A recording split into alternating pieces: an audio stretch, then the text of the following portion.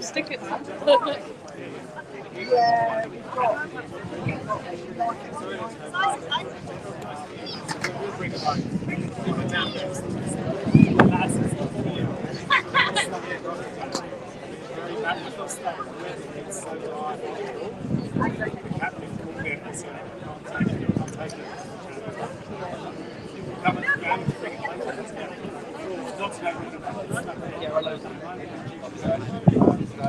Very tall.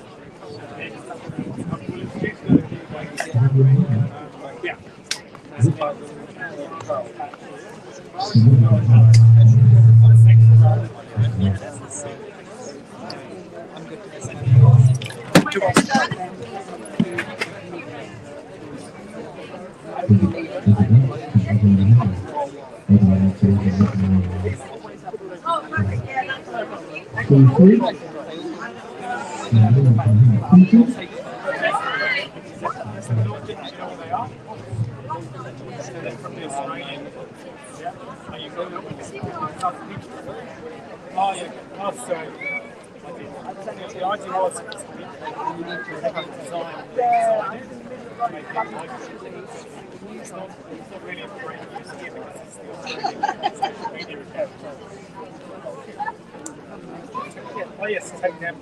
Need anything. The artwork is not high enough. Oh, tell me about it. That's right, I hold down the teacup. And it's I'm going there instead. I'm not taking it. Find out of here. The students that were stationed on that end that were supposed to help the public find our ID and is it possible to go back to your station? This is my first thing.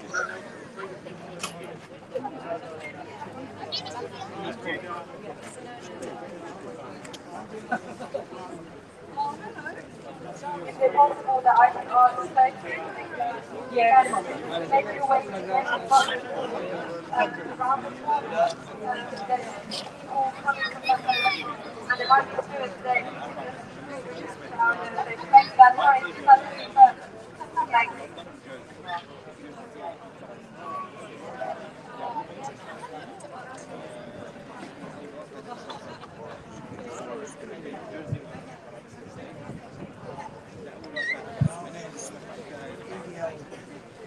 Square.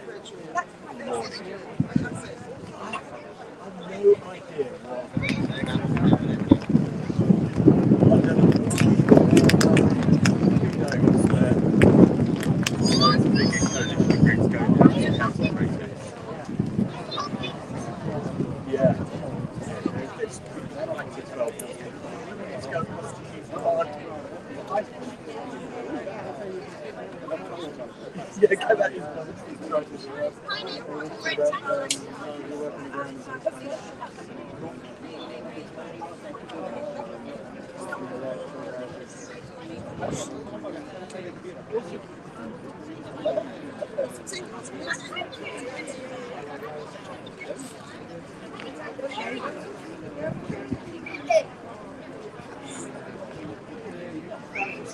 yeah, self-fascist 12.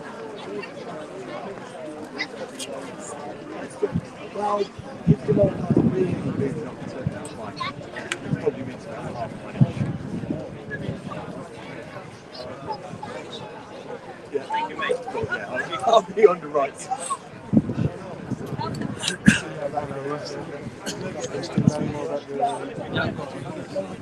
Thank you. Hello, Russ. Just know more about the Richard.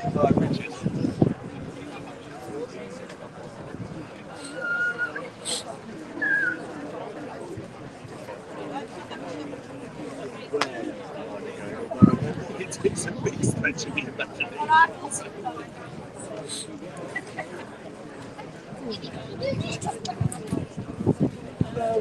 was on the Zoom call the other night and they weren't there tonight.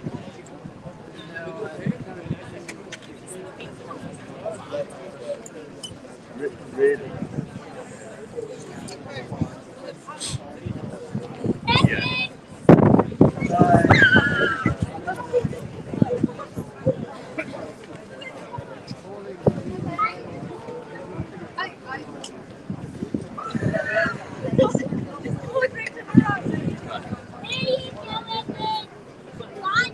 Go do something naughty.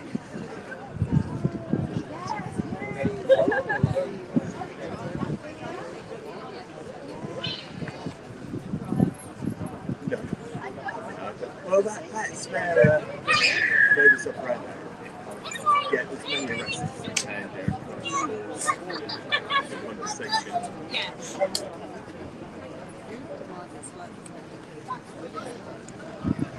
Same people. Same places. Same philosophy. He probably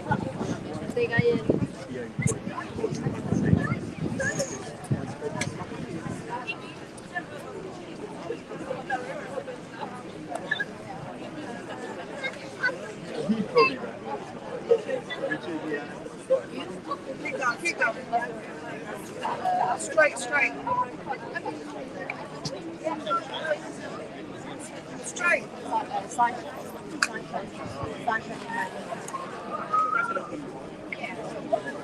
Sunshine, another day in my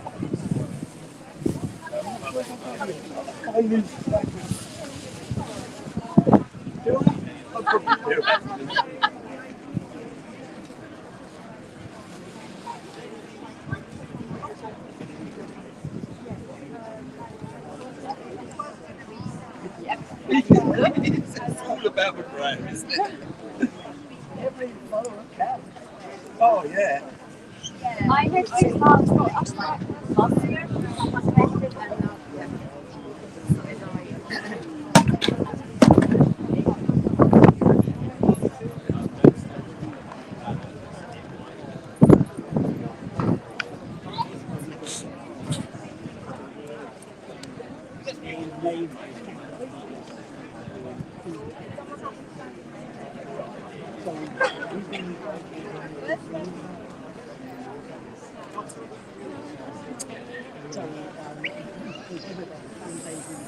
I don't know what tier they're going to. It doesn't say. It talks about the different stop-offs. So stop at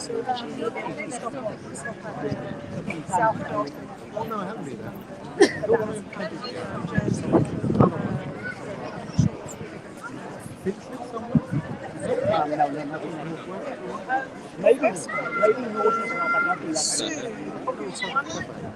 Comrades, we're ready, please. Thank you all for coming.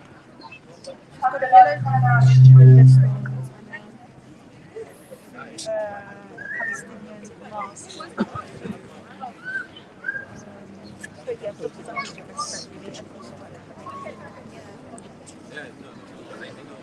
Jazakallah khair for coming, everyone.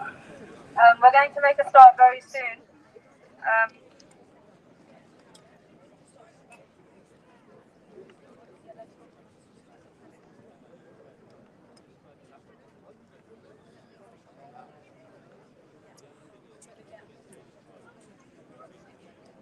So we want to start with chants before we bring on our speakers and our MC Taha. So I'm going to lead and if you follow. Free, free! Palestine! Free, free! Palestine! Free, free! Palestine! From the river to the sea! Palestine will be free! From the river to the sea! Palestine will be free! From the sea to the river! Palestine will live forever! From the sea to the river! Palestine will live forever! And now some seed-related chants because Hanzala's mission is to break the seed. Resistance is justified when people are occupied. Resistance is justified when people are occupied. Resistance is justified when people are occupied. Israel, Israel, shame, shame. Israel, Israel, shame, shame. Israel, Israel, shame, shame. Israel, Israel, shame, shame. All the crimes in your name. Brick by brick, wall by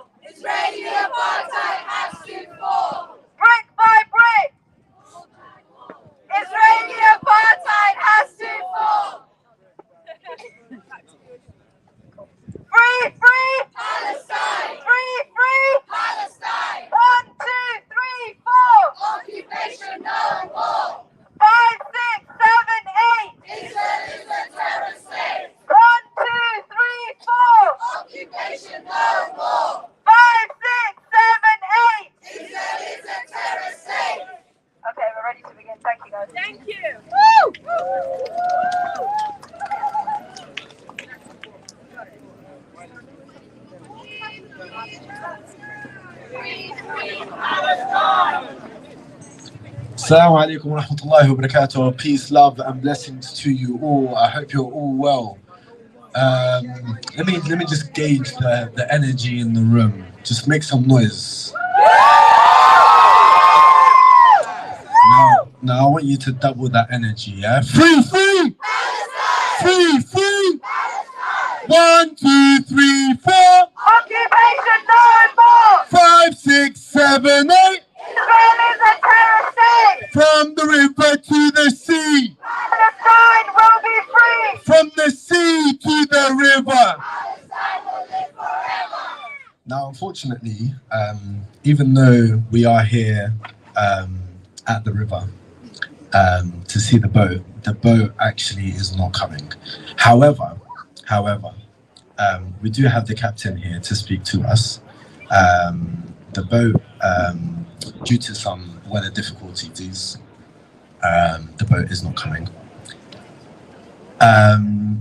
More importantly, today actually commemorates the 14-year anniversary of the Mavi Marmara,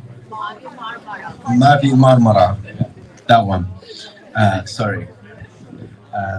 Mavi Marmara, and basically that was also another Freedom Flotilla vessel that was violently attacked by Israeli.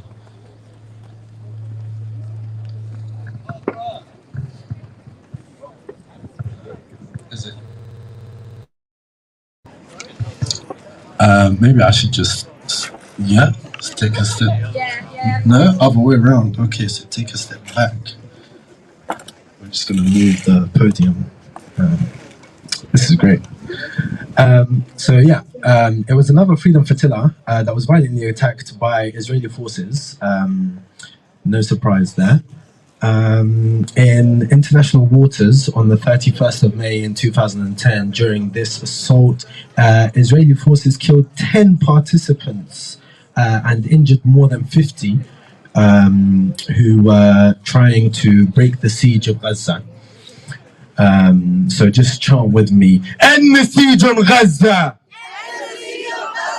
End the siege now! End the siege now! No, when I say end the siege on Gaza, you guys say end the siege now. Yeah, that's how the chant goes. End the siege on Gaza! End the siege now! End the siege on Gaza! End the siege now! End the siege on Gaza! End the siege now! Brick by brick, wall by wall, Israeli apartheid has to fall. Brick by brick, Wall by wall! Israeli apartheid. Has to fall! Brick by brick, Wall by wall! Israeli apartheid. Has to fall!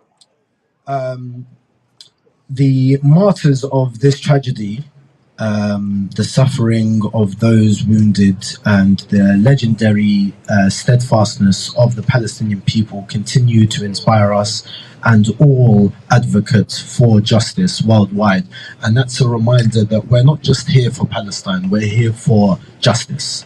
And justice is not just for one people, it's not just for one nation, it's for all people across the world, no matter what it is that is going on. If there is injustice, we are against it, because we, as humans, are people who want liberation, freedom, and justice for all.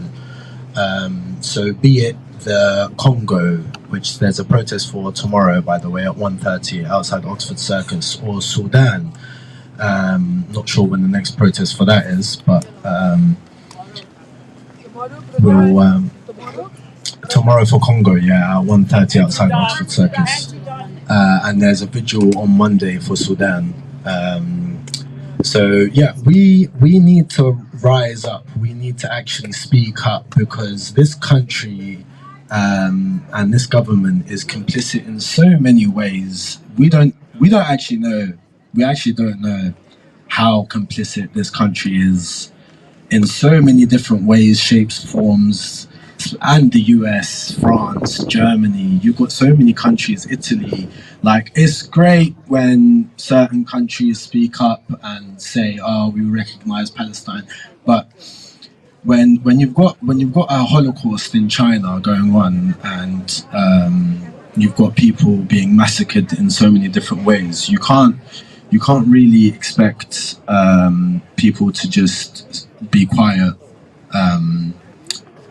And it's really daunting to think about when you've got so many people suffering. Yeah, subhanallah, we're here and we're still sheltered because we live in the country that's actually causing all of these problems. Anyway, don't want to make it all about me. So next up, we have Salim Lubada, student activist from Oxford. No? Oh, okay. Sorry. Oh, can you hear me in the back? Yeah, you can hear me. Yeah, let me try to see this. 1, 2, 3, 4, 5, 6, 7, 8. No justice. No justice. No justice.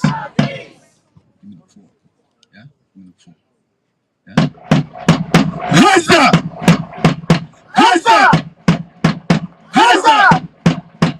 Gaza! Gaza! All right, so next we have the actual speaker that's meant to speak, John Turnbull, FFC Hanظlة. The captain, by the way, one of the captains.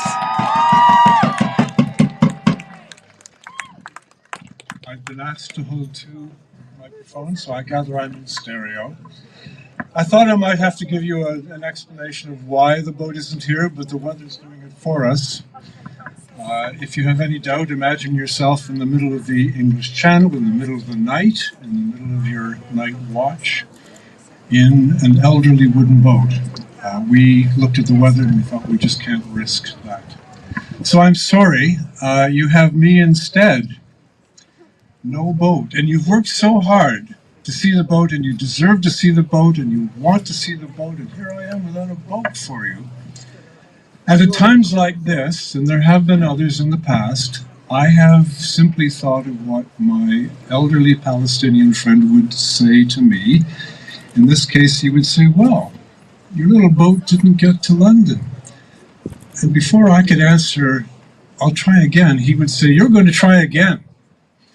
You're going to get that little boat up the Thames right to Westminster where this disaster was designed. And he thinks big, and he will say, you're going to get that little boat right up the Potomac, and you're going to anchor it opposite the Lincoln Memorial, where those timid old men hiding behind their walnut desks are writing checks, hoping this one will work, when they don't realize that war does not work. As we travel through Europe, as we do in these boats, we have a lot of conversations. We have big ones, and middle-sized ones, and small ones. And the big ones, of course, are about global politics and economics and possible futures. And the middle-sized ones are with people like yourselves about what do we do next? How do we make this work? How do we get that part for the motor that's not ticking over? And how do we fix the electrics? But it's the tiny conversations that are kind of interesting. I want to tell you about one I had the other day. They usually happen on the dock when some character comes along looking a little bit quizzical and skeptical, and he looks at the boat, and I see him roll his eyes and maybe shake his head gently, and we get into a conversation, and we have what I call the know-it-all tango, where we compare what we each know about Palestine, Israel, because we all know everything, of course. But finally we arrive at an understanding, an agreement of the depth of this particular genocide at this particular time, the unimaginable horror of this happening in our lifetimes. And we agree on the legalities, and we agree on the necessity to fix it.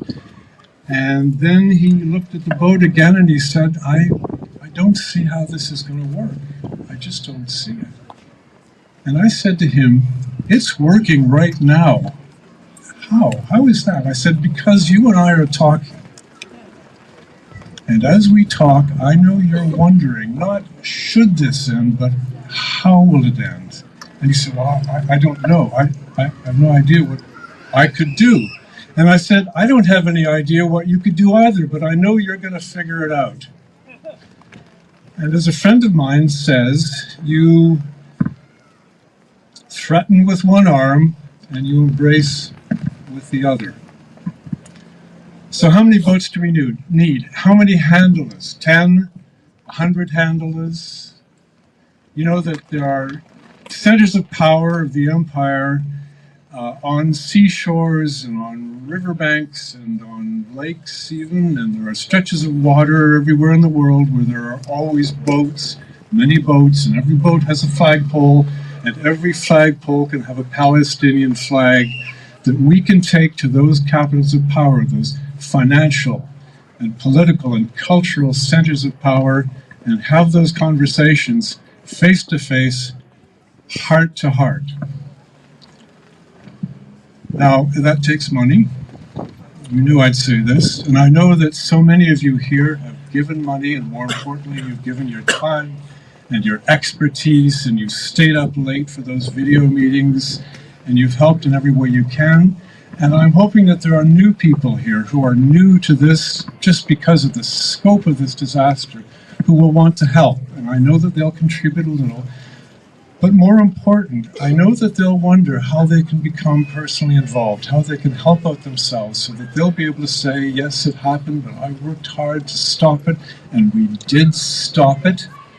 And they don't really know how they're going to do that, and I don't know either, but I know you'll figure it out. Free Palestine. Free Palestine. Free Palestine.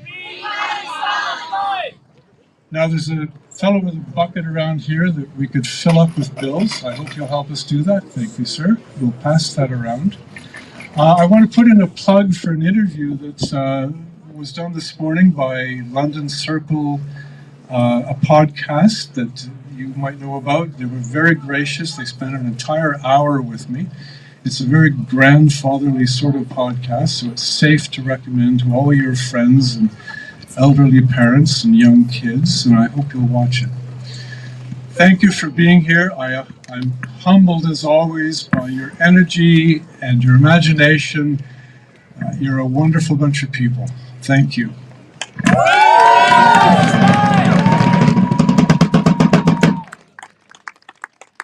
From the river to the sea, from the sea to the river,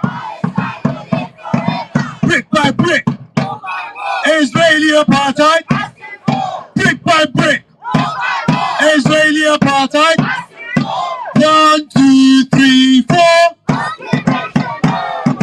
5, 6, 7, 8, Israelism, Israelism, Israelism, Israelism, 1, 2, 3, 4, 5, 6, 7, 8, and the siege on Gaza. When I say end the siege on Gaza, you say end the siege now. Yeah? Some of you said it right. But like, you know, let's all be unified under one voice, you know what I mean? Yeah? End the siege on Gaza! End the siege now! End the siege on Gaza! End the siege now! See, it sounds a lot nicer because when the people united will never be defeated! The people united will never be defeated! The people united will never be defeated! Alright, and next we have Salim Lubad, student activist from Oxford, who have been doing a beautiful encampment, by the way. Absolutely smashed it over there.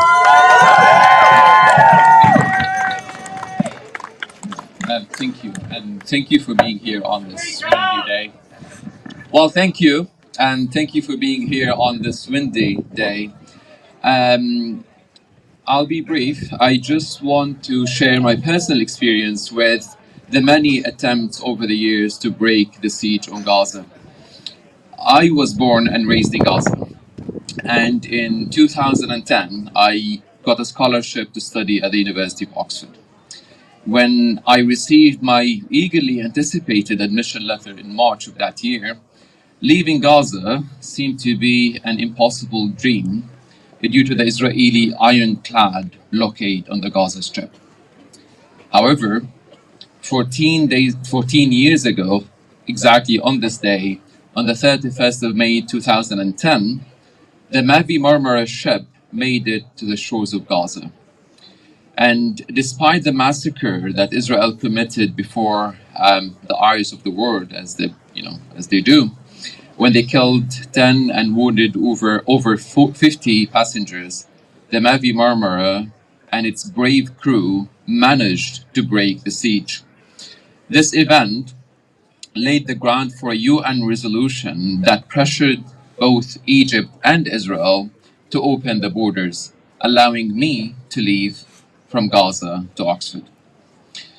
For this, I'm forever indebted to the bravery of the Mavi Marmara crew. We know there might be more effective ways to get aid into Gaza, and it will take mammoth relief efforts to revive life as we know it in the Gaza Strip. And we recognize that this is but a ship in the ocean. But we also understand that beyond the massacres and the ethnic cleansing, the indiscriminate killing, the destruction, Israel's long-standing policy aims to isolate the Palestinians from the rest of the world. This isolation enables Israel to make all the outrageous claims about Gaza and the Palestinians simply because they think no one is allowed to see the truth for themselves. During and after this genocide, we must force the breaking of the siege in Gaza and establish permanent physical links with the city and its people. These links are not only to provide a lifeline, a much-needed lifeline to the Palestinians there, but also to prevent Israel from portraying Gaza and its people in a way that fits their genocidal goals. We still hear false claims about Palestine before 1948, claiming that it was a slumland before the colonizers arrived to develop it. They are desperately trying to erase history, to rewrite history, thinking that no one knows the truth. And even now, they are trying to tell the story of Gaza, a story of Gaza that suits their narrative and their aims. Moments like this and breakthroughs such as those of the Mavi Marmara and what we hope for the Freedom Flotilla and Hanzlة are more powerful than their face value. This is an act of resistance. Every mile this ship traveled towards the shores of Gaza, and every story we tell about our people in Gaza rips another page from the colonizers' trick book. Let's sail until Palestine is free. And so, to close, today, as we see our home turned into a slaughterhouse, with the world watching in silence and complicity, let's remember that we must bring the criminals to justice. Those who are killing our children, men, women, and those who are starving our families. If we fail to bring them to justice, this monster that is nurtured by the word silence and complicity and funded by our tax money will not stop in Gaza or Rafah or Jabalia. It will kill the children in the West Bank. They are killing the children in the West Bank. They will displace the Palestinians in Jerusalem. They will flatten Beirut. They will cut the water off from Jordan. If not brought to justice, this monster will not stop in Gaza or Rafah. It will come after every one of us, knocking on every door, bringing blood and carnage. Let's always remind ourselves that no matter what Israel does to force us into misery and despair, we will embrace each other until the dust settles. We will then pave a way for a brighter tomorrow and a more profound appreciation for life. We will look back on these times one day and celebrate the resilience of our people who are teaching us what it truly means to be alive. Let's always remember that we never ask God to spare us from misfortune. We only ask Him to spare us from from despair. Thank you.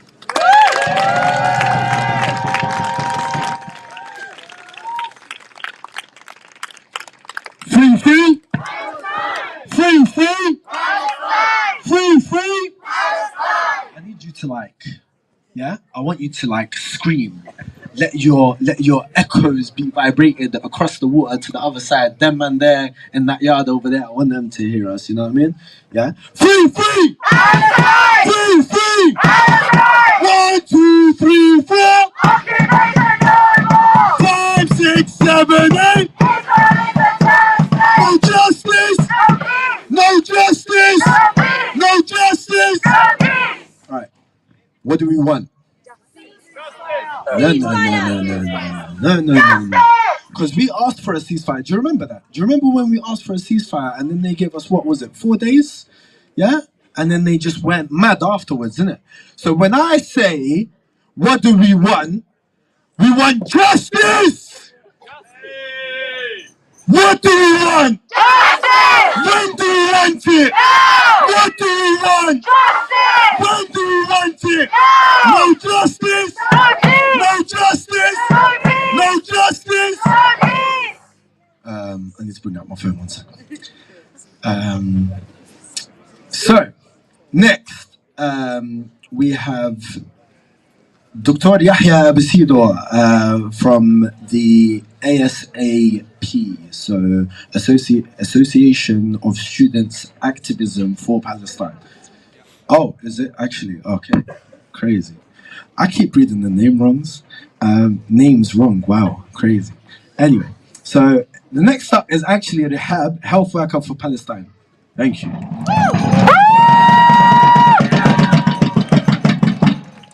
Hello, wonderful people! Hello! I was invited here today on behalf of Health Workers for Palestine. I'm sure you've seen us in the marches and the protests with the Health Bloc. And as an activist, to say a few words. Initially, I had prepared a few bullet points covering the key facts and statistics of healthcare workers that have suffered during this acute conflict.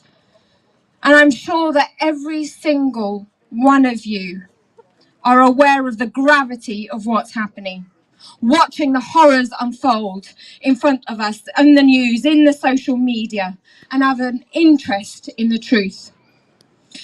When I was preparing for today, even though it was very short notice, I reached the final bullet points and I realized how much the people of Gaza, the Palestinians of Gaza, the women of Gaza, the mothers, the grandmothers, the aunts, the sisters, the children, and the men of Gaza have been dehumanized to be referenced as bullet points, as numbers, as percentages in this 230 plus day genocide.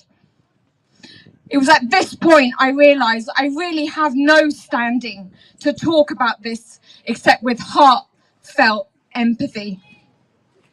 And I wish with all my heart that their stories can be told by them one day, in the near future, in a free Palestine.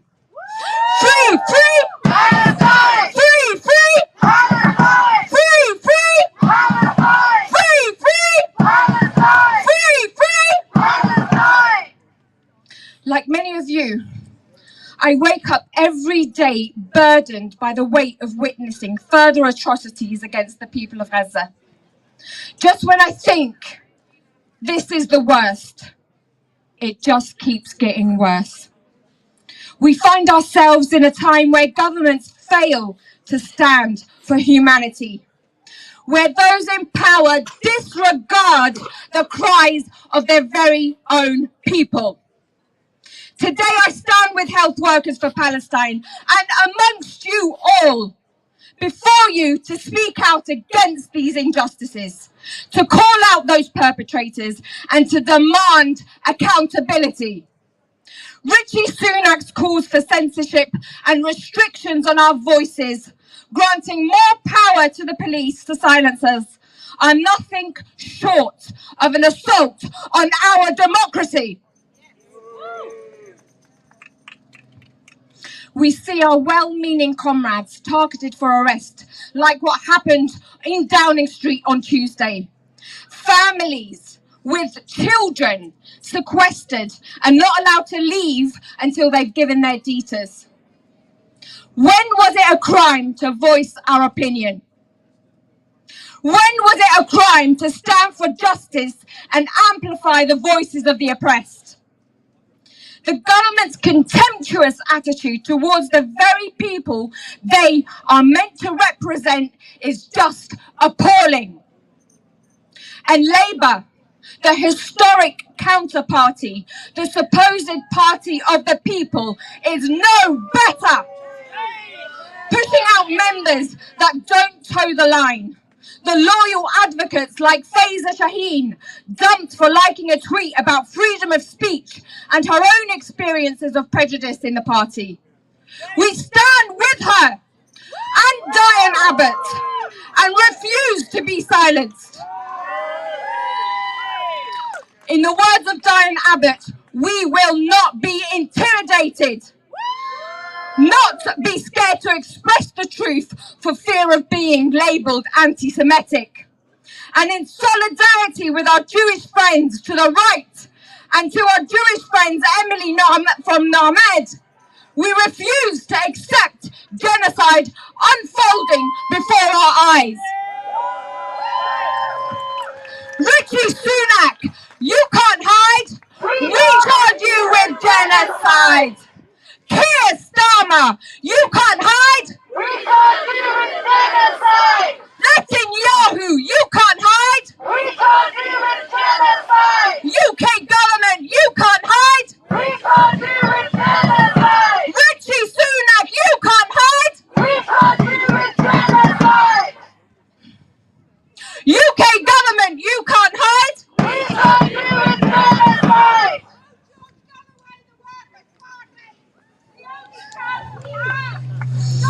As a healthcare worker, we took an oath to protect and serve and help heal people. And as such, I wanted to share the stories of some of the heroes of the healthcare workers in Gaza. I want to remember them with their smiles. And although I did not know them personally, I, like many of you, have grown to love and look up to them as the pinnacle of what it means to be a doctor and a humanitarian. Defeating all odds, growing up and excelling in their studies whilst under siege of an occupied people and an apartheid state. Whilst the Israelis control every aspect of their life. From the money that goes into supporting the crippled healthcare system to controlling how much food and calories every person can consume to the restrictions on travel. They embody a profound commitment to healing and compassion, transcending beyond medical expertise to remain devoted to the needs of their community and patients.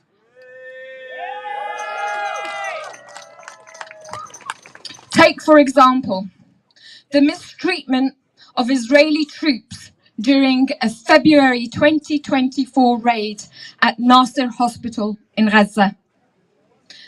Medical staff were blindfolded, detained, beaten, and humiliated. Dr. Ahmed Abu Sabh said he was held for 8 days, beaten and had his hands broken. Other medics reported being doused with cold water, forced to kneel for hours, and subjected to muzzled dogs. You can watch that testimony on the BBC. The Israeli Defense Forces continue to gaslight their way through mainstream media, but the truth is clear for all to see and documented through social media. Share it. Another, Dr. Adnan Bush, trained in King's College, London. I remember a colleague of Dr. Borsch sharing how he would love exploring London on foot, and even found a treasured original art piece of the Dome of the Rock, painted back so many years ago. I want us to remember their humanness, their passion, their zest for life, their commitments to their families, and how Dr. Borsch used to leave his phone on FaceTime so that his daughter could watch him when he was traveling. Dr. Borsch passed in April in an IDF detention center, along with many of his hospital medical workers, nurses, staff, paramedics. They were all kidnapped from a Shifa hospital. And we now know some of the stories of torture coming out of these detention centers. I don't know if his body has been surrendered to his family. I want us to remember Dr. Maysara, newly married, who passed in November. I want her to remember him with that constant happy smile on his face that lit every room he walked into. His professor, our friend, Nick Maynard, always mentions him with fondness as they laughed around their dinner table. Maysara decided to go back to Gaza after he finished his degree in the UK. In Gaza, he started working with Médecins du Monde as an emergency doctor. Maysara's best friend told us how his biggest fear was to be bummed and to be stuck under the rubble and not be buried.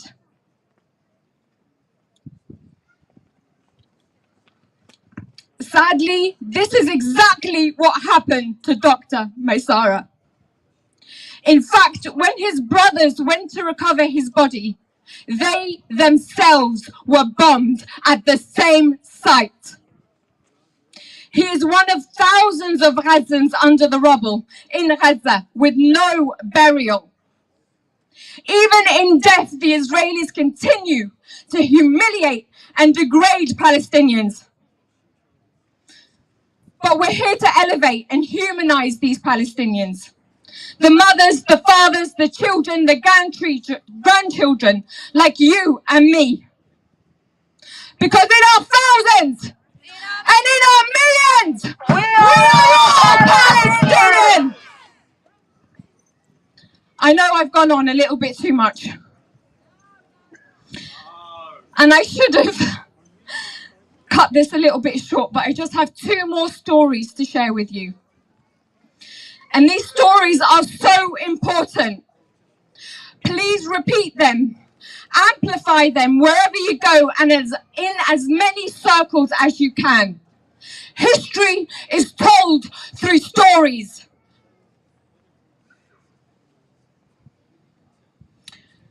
One of which is from our own healthcare worker and part of our group, Dr. Smith.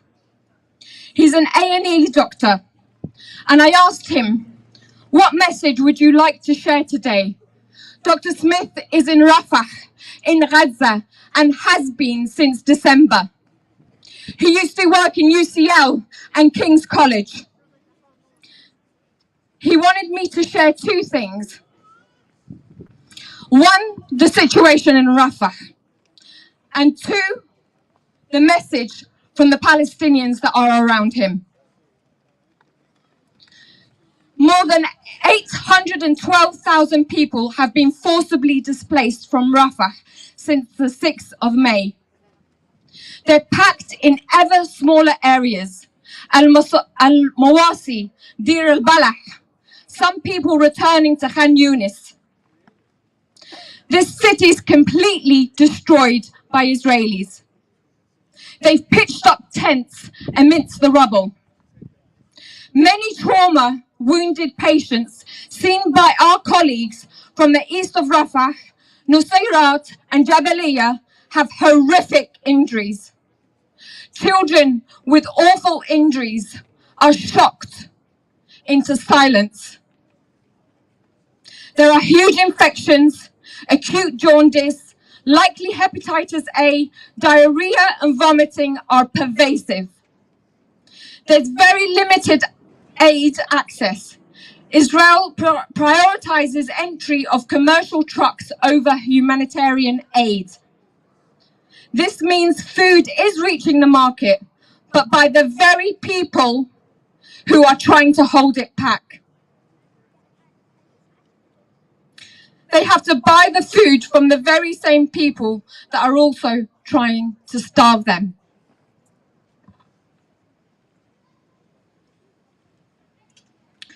The second message was from the people around him, the Gazans around him. And they tell us to speak louder, push harder, and repeat our stories, and show up again and again and again. I want to share a chant with respect to that. Doctors, not a target. Physios, not a target. Pharmacists, surgeons, nurses, children, babies.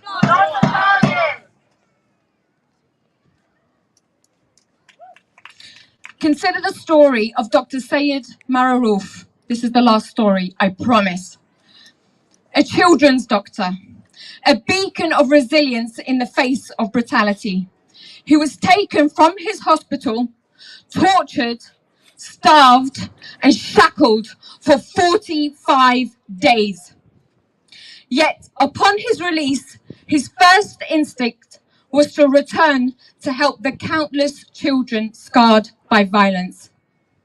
This is the true testament of the Palestinian resistance and resilience. And for them, we tell them, to the people of Palestine, know that we hear you, we stand with you, and we stand in solidarity with you. Occupation is a crime from London to Palestine. There are hundreds and hundreds of stories like these, cataloguing horrors happening to medical staff across Gaza and the West Bank. Please don't forget West Bank.